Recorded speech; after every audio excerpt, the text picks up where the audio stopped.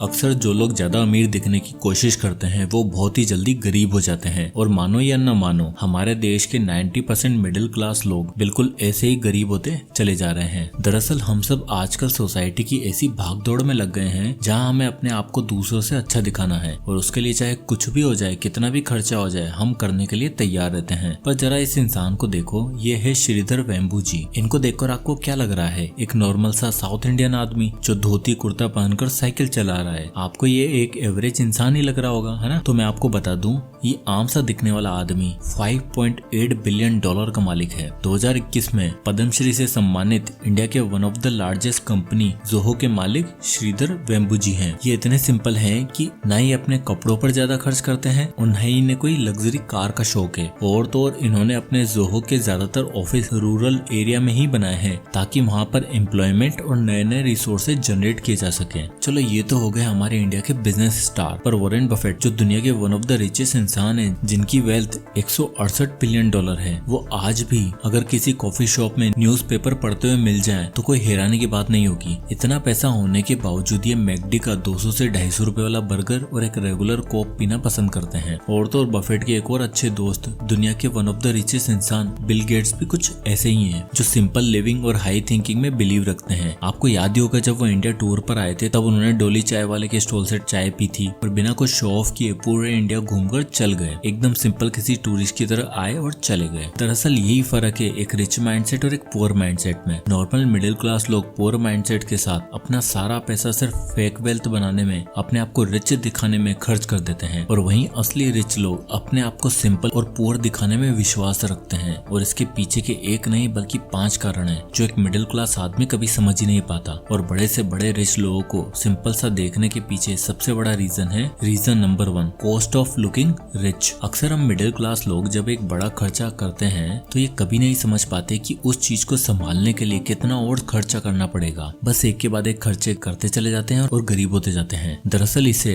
डिड्रॉट effect कहा जाता है, जहाँ आप एक गलत खर्चे को प्रोटेक्ट करने के लिए अननेसेसरी खर्चे करते रहते हो और तब तक किए जाते हो जब तक कि आप कर्जे में ना डूब जाओ। कुछ ऐसा ही हुआ सुकेश के साथ। दरअसल सुकेश कई सालों से एमएनसी में आईटी इंजीनियर की नौकरी कर रहा था और उसकी सैलरी भी अच्छी खासी थी। वो महीने का 1.5 लाख कमाता था। सुकेश के पास मानो एक ड्रीम लाइफ की सारी चीजें थी। रायपुर के गांव से आया एक लड़का सब कुछ अचीव कर चुका था। सुकेश के पास एक अच्छी नौकरी, स्पोर्ट्स बाइक, बड़ी गाड़ी और एक 3 BHK आलीशान फ्लैट था। उसके जो भी दोस्त यार उसे देखते उन्हें लगता कि यार सुकेश एक ड्रीम लाइफ जी रहा है, पर उसकी इस अमीरी के पीछे का राज कुछ और ही था। दरअसल सुकेश 1.5 लाख महीना कमा तो रहा था पर उसने खर्चे इतने पाल रखे थे कि उसके पास सेविंग के नाम पर 1 रुपया नहीं बचता था। उसका घर जो कि 80 लाख का लोन पर था, सुकेश हर महीने 9% के हिसाब से 71,978 रुपए की EMI दे रहा था। और तो और जो उसने शौक पाल रखे थे, 10 लाख की गाड़ी और 4 लाख की स्पोर्ट्स बाइक, सब कुछ लोन पर था, जिसके लिए उसे एक्स्ट्रा 28,723 रुपए देने पड़ रहे थे। यानी कुल मिलाकर देखा जाए तो ये भाई साहब मात्र 50,000 में ही अपना सारा खर्चा चलाया करते थे, क्योंकि 1 लाख तो हर महीने वो EMI में खर्च कर देते थे। अब हुआ यूं कि बैड हैबिट और स्ट्रेस्ड लाइफस्टाइल की वजह से सुकेश को 1 स्टेज का कैंसर डिटेक्ट हुआ, जिसका ट्रीटमेंट के लिए डॉक्टर ने 15 लाख का खर्चा बताया। अब आप सोच के बताओ, जो इंसान अपना पूरा महीना 50,000 में चलाता हो वो कहाँ से 15 लाख लाएगा। अब क्योंकि उसने ऑलरेडी कई लोन ले रखे थे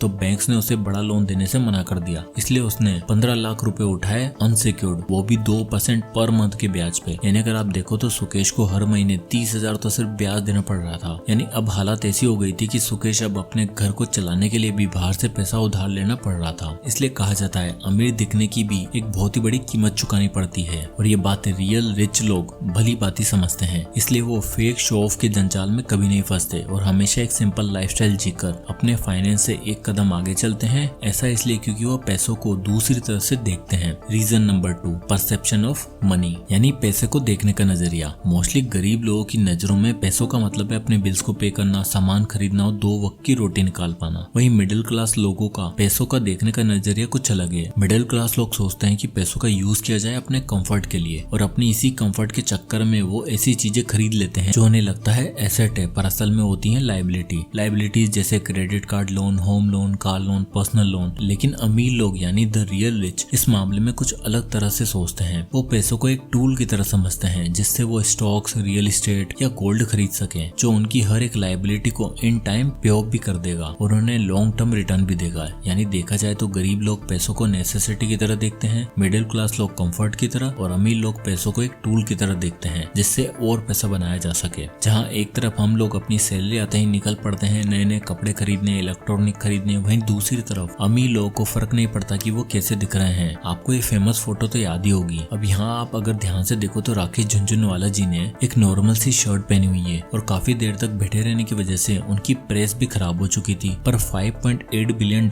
की नेटवर्थ वाला इंसान जो रियल सेंस में स्टॉक मार्केट का किंग था, उसे अपनी अपीयरेंस से ज्यादा अपने टाइम और पैसों की वैल्यू थी। हालांकि जब राकेश जी से पूछा गया तो उन्होंने ये कहा कि अब बैठे बैठे वो खराब हो गई और अब क्या मैं वापस जाके इस्त्री करवाता, क्या टाइम वेस्ट हो जाता। और सही बात भी है, जितनी देर में वो एक्स्ट्रा टाइम लगाते उतनी देर में उन्होंने जाने कितने का प्रॉफिट बना लिया होता। क्योंकि अमीर लोग पैसों को इस नजरिए से देखते हैं, मटेरियलिस्टिक चीजों में टाइम और पैसा वेस्ट ना करके वो ऐसी चीजों पर पैसा लगाते हैं जो ट्रू सेंस में वैल्यूएबल हो। इनके लिए कार, कपड़े और आईफोन एसेट नहीं है, बल्कि स्टॉक्स, रियल एस्टेट और बिजनेस ये रियल एस्टेट है। Reason number 3, mental peace. देखो, अगर आप दूसरों से कम्पीट करने की होड़ में रहोगे तो हमेशा अपनी मेंटल हेल्थ की वाट लगा बैठोगे। और हम मिडिल क्लास लोग या फिर फेक रिच के अंदर ये खासियत कूट कूट कर भरी होती है। तभी तो वर्मा जी ने डिसाइड किया, जिस तरह कुकरेजा साहब ने अपनी बेटी की शादी करवाई थी हम भी वैसी करवाएंगे। कुकरेजा साहब ठहरे खानदानी अमीर, लेकिन वर्मा जी ने जब बजट सुना तो उनको शौक सा लगा। एक ग्रैंड वेडिंग करवाने का खर्चा आया 75 से 80 लाख रुपए। अब वर्मा जी के पास इतने पैसे तो थे नहीं, इसलिए उन्होंने सहारा लिया बैंक्स का और चल पड़े लोन लेने। वर्मा जी की क्रेडिट एलिजिबिलिटी के हिसाब से उन्हें 20 लाख तक का ही पर्सनल लोन मिला। उनकी पुरानी पुश्तैनी जमीन थी जिससे उन्हें हाल ही में 25 लाख आए थे और बाकी के 30 उन्होंने मोटे ब्याज पर उठाने पड़े। पर बेटी की शादी कर दी और अब हुआ ये कि वर्मा जी को सबसे पहले वो बैंक लोन चुकाना था जो कि 20 लाख था, जिस पर उन्हें 11% के हिसाब से इंटरेस्ट पे करना पड़ रहा था। और जो उन्होंने नॉर्मल लोन लिया था उस पर उन्हें 20 से 22% तक ब्याज देना पड़ रहा था। हर महीने मान के चलो वर्मा जी के 60 से 70 हजार तो सिर्फ लोन की EMI में जा रहे थे, जो अगले 15-20 सालों में भी पे ऑफ नहीं होने वाले थे। अब जरा सोच के देखो, अगर उन्होंने 25 लाख के अंदर ही शादी कर दी होती, एक नॉर्मल सी वेडिंग करवाई होती और हर महीने जो EMI वो पे कर रहे हैं उसका आधा यानी 20 से 30 हजार वो इन्वेस्ट करते, तो आप देख ही सकते हो at the end of 15 year उनके पास कितना पैसा होता। उनके पास होते 1.5 करोड़ रुपए। पर उन्हें ये सौदा कहाँ मंजूर था। इसीलिए आपको सोच समझकर खर्चा करना है ताकि आपकी मेंटल हेल्थ बनी रहे और हर समय पैसों की टेंशन ना रहे। Reason number 4, sustainable minimalism. देखो, आज के दौर में सब लोग नए नए गैजेट्स, डिजाइनर कपड़े और फ्लैशी लाइफस्टाइल को चेस करते रहते हैं, लेकिन क्या आपने नोटिस किया है कि बॉलीवुड मूवी स्वदेश में मोहन भार्गव अपनी सिंप्लिसिटी और देशभक्ति के थ्रू अपनी असली खुशी ढूंढता था। वैसे ही हमारी जिंदगी में भी ये फ्लैशी चीजें, ये अननेसेसरी खर्चे ट्रू सेटिस्फेक्शन नहीं देती और वापस से हमें उसी लेवल पर ले आती हैं। दरअसल ये कंसेप्ट है हेडोनिक ट्रेडमिल का। मतलब चाहे कितना भी बड़ा फाइनेंशियल गेन हो, हमेशा एक फिक्स्ड हैप्पीनेस लेवल के बाद हम वापस से नीचे की ओर आने लगते हैं। एक स्टडी कहती है कि लॉटरी विनर कितना भी पैसा जीते, उनका हैप्पीनेस लेवल 2 महीने बाद उसी जगह पर आ जाता है जहां वो पहले थे। यानी वो वापस से गरीब हो जाते हैं और निकल पड़ते हैं नई लॉटरी खेलने। कुछ ऐसा ही केस था इम्पल्स बायर्स का भी। रोहन ने रिसेंटली एक premium smartphone Google pixel 7 pro 1,40,000 का फोन प्री ऑर्डर कर लिया, वो भी 8,000 महीने की EMI पर। शुरू में रोहन इतना एक्साइटेड था कि उसके दोस्त भी उसकी तारीफ करते रहते, सोशल मीडिया पे पोस्ट करते और मानो रोहन के पास फोन नहीं कौन सा खजाना आ गया हो जिससे उसने दुनिया जीत ली हो। लेकिन जैसे ही उसे EMI का प्रेशर आया, एक्साइटमेंट के साथ साथ एक परमानेंट स्ट्रेस की फीलिंग भी डेवलप होने लगी और उस EMI के चक्कर में रोहन को अपने मंथली बजट से सैक्रिफाइस करना पड़ा। यानी जो चीज रोहन को हैप्पीनेस दे रही थी, 1 महीने बाद वही सारा एक्साइटमेंट ठंडा पड़ गया और ना चाहते हुए भी रोहन अननेसेसरी स्ट्रेस में आ गया। तो सस्टेनेबल मिनिमलिज्म का मतलब है स्मार्ट और इन्फॉर्म्ड चॉइस लेना, जिससे आप अननेसेसरी लायबिलिटी से बच सको। और जिस तरह स्वदेश में मोहन भार्गव ने अपनी जमीन की सिंप्लिसिटी से इंस्पायर होकर देश के लिए कुछ मीनिंगफुल करके दिखाया था, वैसे ही हम अपनी पर्सनल और फाइनेंशियल लाइफ में भी मिनिमलिस्टिक अप्रोच अडॉप्ट करनी चाहिए। खुद से पूछिए, क्या ये टेम्पररी खुशी EMI के बोझ के लायक है या क्या इस चीज का लॉन्ग टर्म फाइनेंशियल फ्रीडम में कोई कंट्रीब्यूशन भी है। Reason number 5, it invites wrong people. जब आप थोड़ा बहुत रिच दिखने लगते हो ना, या अपने आप को फ्लैशी तरीके से शो ऑफ करते हो, तो आपकी लाइफ में कुछ ऐसे लोग अट्रैक्ट होते हैं जो आपके लिए हमेशा प्रॉब्लम बन सकते हैं। और मानो या न मानो, ये ऐसे लोग हैं जो चाहकर भी आपकी जिंदगी से नहीं निकल पाते। उनमें सबसे पहले आते हैं do it like me group. जब आप अपने हाई एंड लाइफस्टाइल को पब्लिक करते हो तो सबसे पहले आते हैं वो लोग जो आपको रोल मॉडल समझते हैं और खुद भी वैसा जीना चाहते हैं। और बाद में जब इनको नुकसान होता है तो ये सारी जिम्मेदारी आपके सर पर